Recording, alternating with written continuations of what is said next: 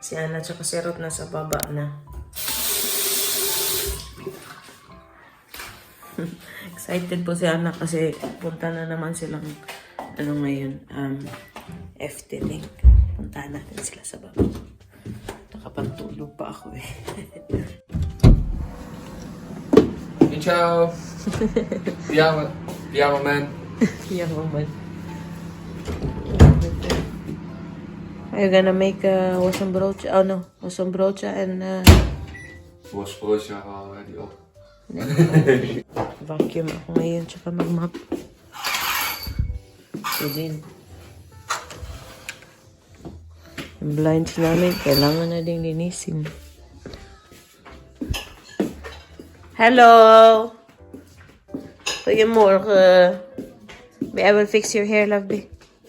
Goedemorgen. Say good morning. Say good morning. So, medyo matagal na before, siguro mga over a month sila na last pumunta sa FTL. Hindi ko na maalala. Ngayon pa lang sila babalik. Excited to masyado. Kanina pagising na pagising. Chika siya ng chika kaagad about sa FTL. Naka-SpongeBob pa ako, guys. Oh. Matulog pa. Ana, what kaya dun in the FTL? What kaya dun? Ayan na, busy siya, guys. What did you... Ik heb bij Droogje in de groene en blauwe. Ik heb eerst in de groene en blauwe. Yeah? Ja. Yung Max and Moritz na ride siya. Okay. Hindi na po siya takot sa ano. Actually, hindi siya takot sa roller coaster.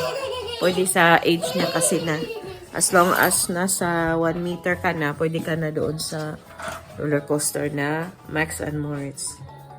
Oh, may bulaklak pala yung lavender, nag-green na ulit.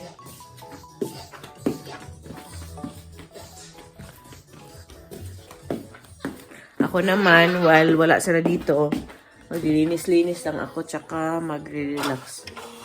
Magre-relax talaga, no? Daming tupiin dun sa taas. First time ko sinindihan to kagabi. Ang bango-bango niya talaga. Yung nabili ko last time sa city ba? Nung kasama ko yung Indonesian friend ko si Arum. Yan. Ang bango-bango. Mag-ano tayo? Mag-magnesium. Tinitake ko siya these days. Tapos, may ano din ako dito. Apple cider na capsule. Tapos, ito siya. Hormone Harmony. Hindi ko na tinitake yan. Yeah, fish oil. And may ano din ako dito. Vitamin D na may magnesium din.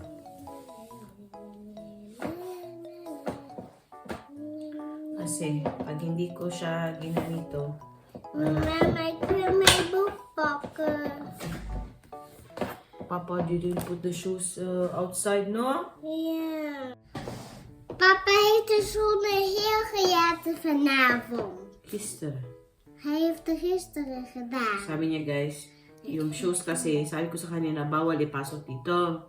So, si Ana, tinuturuan ko siya, yung shoes niya talaga, dapat doon na sa labas. Iwan na. Sus, yung papa niya kahapon, iniwan man yung sapatos dito sa loob. Nagalit siya. Pagdating ng kanina, pinagalitan ng tatay niya. Mama, ik Weet je, moet weet de je. sticker op. Ik moet de sticker op. Wat zeg je? Moeder heeft sticker Buang, op. she told them what you did, ah. Wat? She was selling it in the vlog. Wat? That you did it. De schoenen. Yeah, shoe. With the shoes, she said, but she was speaking in Dutch. Ah, ze didn't understand. Do you understand? I have to explain it. Na, yan guys, ito na yung pag yung papa niya hindi inayos yung bed. Siya din. Ito siya nang pinapagalitan ng tatay niya. Ay, nako. Kasi siya, pagising niya na, she makes her bed na. So, pag yung papa niya, hindi ginawa yung bed, pinapagalitan niya yung papa niya. Ang cute-cute. Guys, hindi ko na lang siya nabablog, no? Pa yung mga ganyang moments, no? Minsan, pagpasok niya, kasi nababike si Ruth, so dito siya sa, dumadaan sa back door.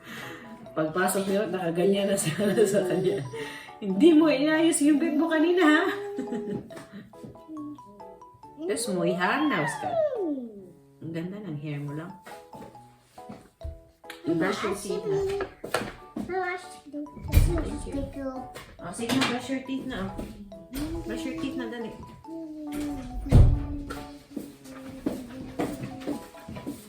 Tandenpoetsen, Anna. Kunnen we naar Efteling toe? Ja. Papa even helpen? Papa, Ja. ik moet er heel stippen op. Niet op de hier. Sige na. Tandenpoetsen? So you can go to Efteling. Wil je niet naar Efteling toe? Ik kan het hierop doen. Wil je niet naar Blauwe? Tandenpoetsen. Ja. Goed in de hoekjes ook, hè? Ja. Laat maar zien. Hoe goed kun je tanden poetsen? Heel goed, hè? Andere kant ook, ja?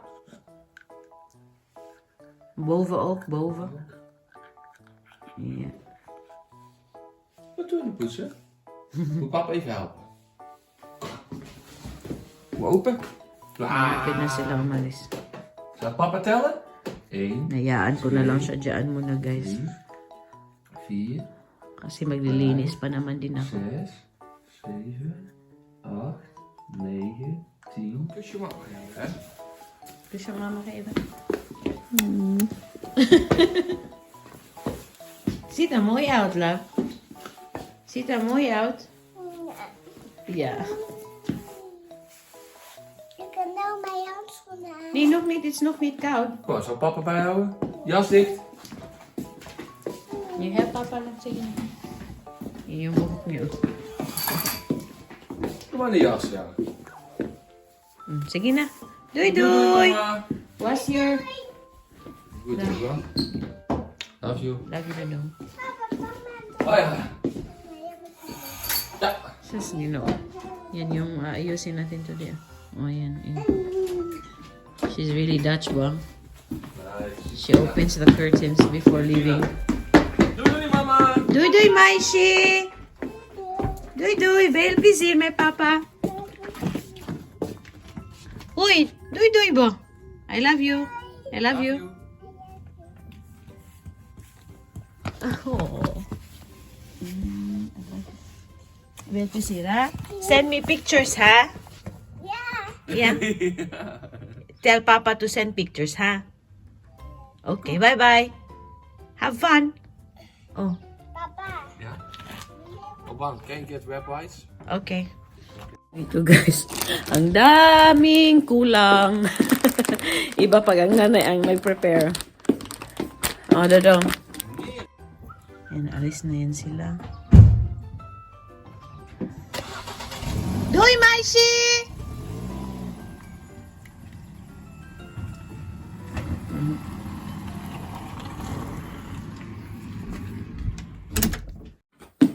Yan, ako naman. Mag-isa tayo sa bahay. Normally po, baka nagtataka kayo, hindi ako sumasama. Minsan talaga ako lang sumasama sa pagganito. Para gusto ko kasi may time silang dalawa na sila lang. Yung mga ganyan, para nasabi ko na dati ba na nagsiswimming sila together, na sila lang. Minsan sumasama ako. And nag-FT din sila. Together din. Wala ako. Or minsan lang ako sumasama. Guys, ilang beses na po din ako nakapunta ng Efteling. Parang more than 10 times na po. Kasi nga, malapit siya sa amin. Hindi siya ganun kalayuan sa amin. Mga 30 minutes lang na drive. So, palagi sila pumunta doon. And may subscription si Ruth tsaka si Anna. Sila lang dalawa. So, akong sasama po ako, mababayad kami ng entrance fee na 50 euro.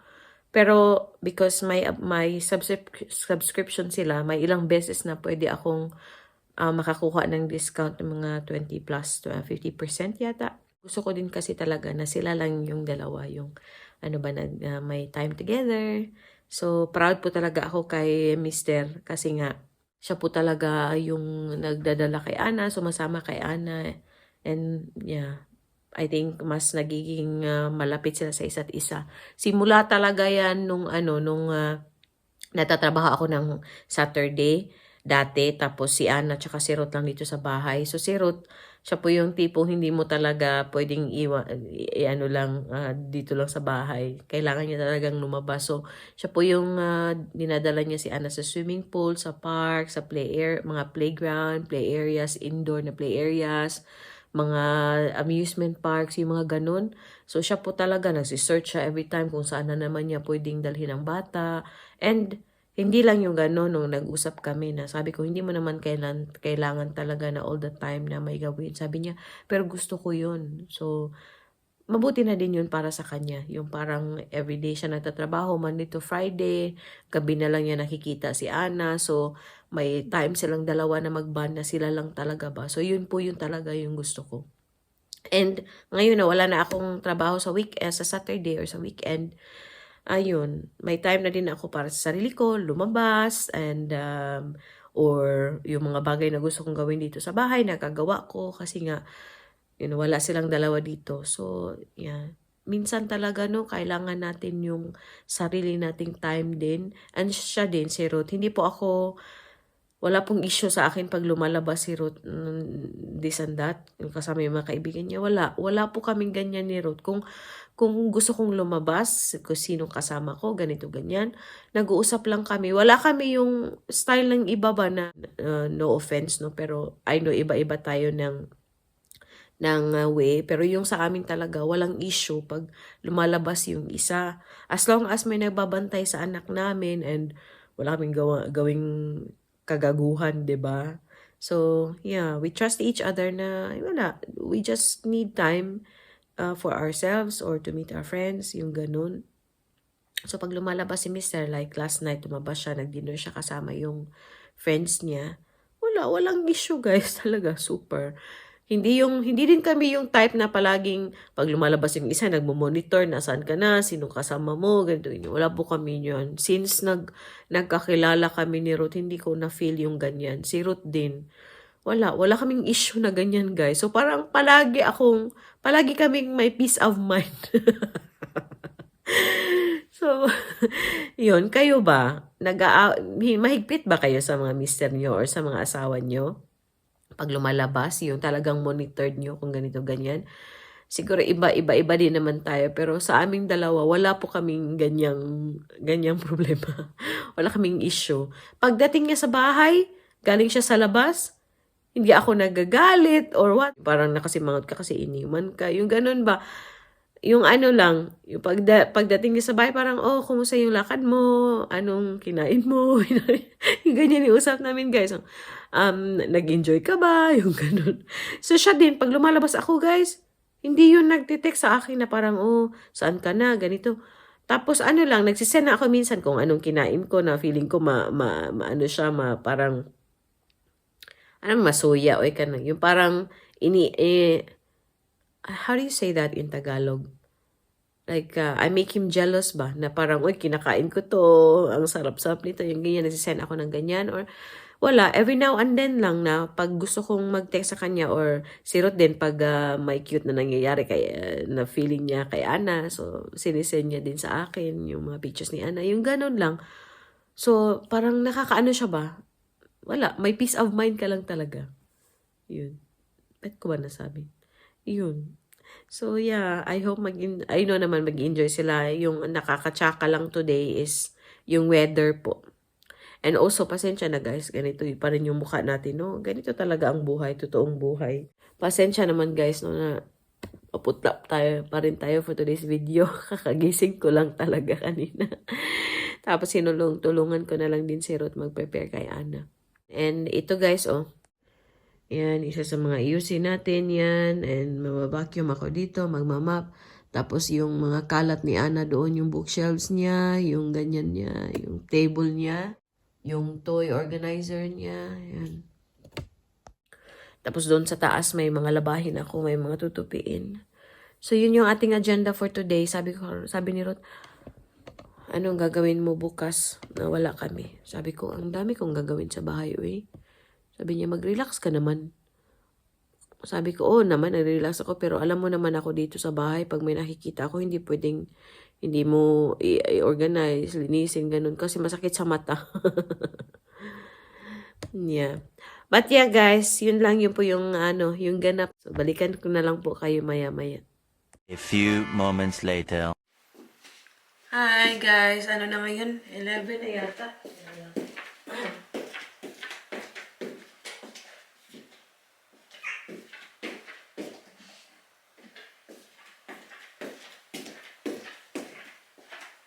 Yan, 11 o'clock na po and kakatapos ko lang maligo.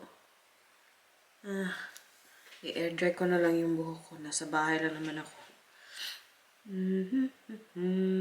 Wala pa akong picture na natanggap kay Anna tsaka kay Ruth. Magbe-breakfast, lunch na yata ngayon. Naka-fasting po kasi ako. Ayan. Malapit na ako aking fasting. Malapit na mag 16 16 hours. So, siguro kakain na po ako.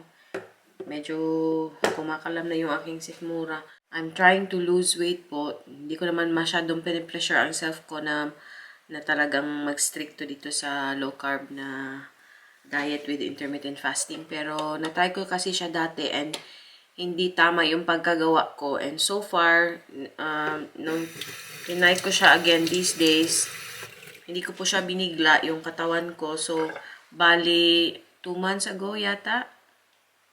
2 months ago or less than 2 months ago, nag-start na po ako na mag-low carb. Although hindi strictly like per meal, pero tinatry ko na, dahan-dahan kong kinuha yung rice, yung potato, yung carrots, yung mga hindi pasok sa low carb. Yeah, so yun, tinatry ko po siya dahan-dahan and then naging sanay na po ako nung siguro mga 3 weeks ago was that? Yeah, 3 or 2 weeks ago, nag-start ako. And then, last week lang ako nag-start sa intermittent fasting. Hindi ko din po pinipressure yung sarili ko sa intermittent fasting, pero tinatry ko siya. Like, pinapakiramdaman ko talaga yung katawan ko kung ano ba to, gutom ba to, or uhaw lang, or ganun ba. So, hopefully, mag-work po siya. So far naman, I've lost siguro mga 2.5 kilos pa naman. So, malayo pa po ako sa target weight ko. Walang pressure lang muna ba kasi ayoko talagang i-pressure yung sarili ko masyado pa. Baka hindi ko ma-enjoy yung yung journey ko. Then, ayoko ma-stress. So, try ko siyang i-enjoy din. Kailangan ko na talaga kasing magbawas, guys, kasi I notice na marami akong nararamdaman, tapos madali akong mapagod, yung mga ganun. So, gusto kong bumalik sa dati kong weight as much as possible, pero dahan-dahanin na lang muna natin. So, anyway, for my first meal, mag-scrambled eggs, 4 na small pieces na eggs, tapos lagyan ko lang ng shredded na cheese, and I think avocado na din. Yun lang yung aking brunch, yung first meal natin for the day.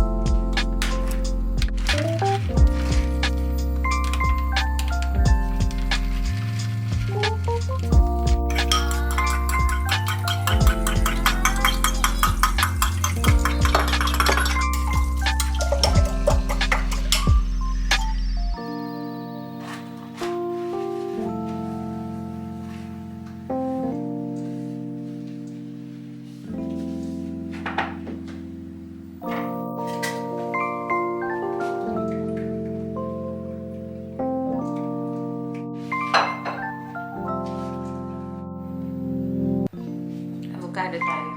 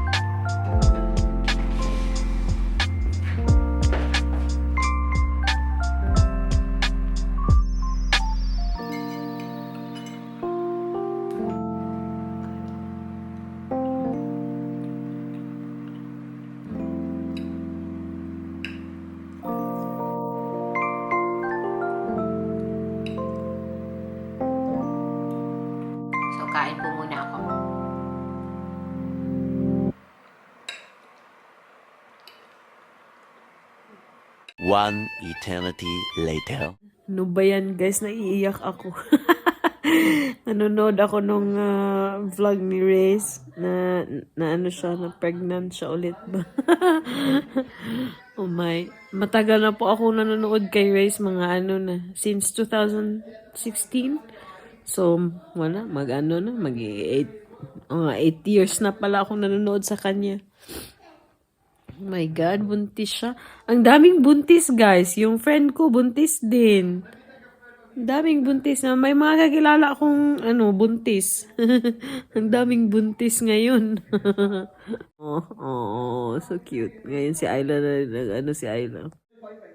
Ang cute ni Ayla. Nung po si Ana, nung 1 year, magwa 1 year old siya, yung tawag niya po sa TV is Ayla. So, pag sinasabi niya, Mama, Aya, yung tawag niya. Kasi meaning, gusto niya manood ng TV. Kasi, pag nanonood ako ng vlog ni Reyes, sa TV ako nanonood. So, sinasabi ko sa niya, Ana, come on, look at Ayla. Watch Ayla here. And that's Ayla. So, yung tawag niya sa TV, Ayla na. So, yun. Oh, iyak si Reyes, guys. Ang cute. Si Dan parang happy na happy. Nung nag-pregnancy test ako, guys, kung buntis, siguro ako iyak. Siguro din ako nag-iyak kasi hindi ako ready ba. Ay, hindi talaga madali maging nanay, no. Hindi ko nga ma-imagine na na isa lang yung akin. Ano pa to na magtatatlo na yung anak ni Reyes. Yung friend ko din sa Cebu, na din, magtatatlo na din yung baby niya. Buntis kasi siya ngayon. Oh. Ang cute. Nag-send po ng mga pictures at video si Ruth sa kanila. O kay Ana doon sa sa FT Link. May kalaro si Ana na isang bata doon. Nasa nasa play area.